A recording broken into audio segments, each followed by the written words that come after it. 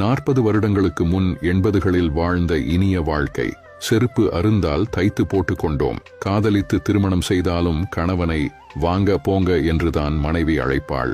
ஆணியில் மாட்டி கிழிந்த துணியை தைத்து உடுத்திக் கொண்டோம். முதல் நாள் கூட்டு, பொரியல், ரசம், சாம்பாரை சுண்ட செய்து பழங்கஞ்சியுடன் பருகினோம். எல்லா கல்யாணத்திலும் மதிய உணவு பிரதானமாக இருந்தது. வடை பாயசத்துடன் வீட்டு சொந்தங்களே பாசத்துடன் பரிமாறினார்.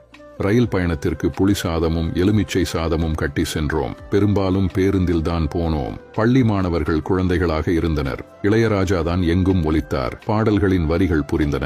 காதலிப்பவர்களுக்கும் உறவுகளுக்கும் கடிதங்கள் எழுதினோம். ரஜினி, கமல் பொங்கல், தீபாவளி கிரீட்டிங்ஸ் கிடைத்தது. உண்டு கழித்து தீபாவளிக்கு சினிமா பார்த்தோம். காணும் பொங்கலுக்கு உறவுகளை பார்த்தோம். திருடனை பிடிக்க ஊரே ஓடியது. பாம்பு அடிக்க பக்கத்து வீட்டு மாமா வந்தார்.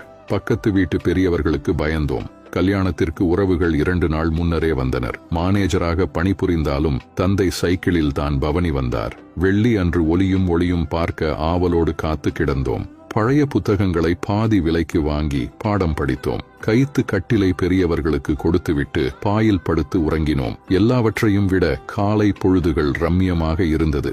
முன்னேற்றம் என்ற பெயரில் நல்லவற்றை தொலைத்தோம். நாகரீக போர்வை போர்த்தி நாசமாய் போனோம். அன்றைய வாழ்க்கையில் பிரச்சனைகளும் இருந்தன. இன்று பிரச்சனைகளே வாழ்க்கையாகி போனது. அனைவருக்கும் பகிருங்கள்.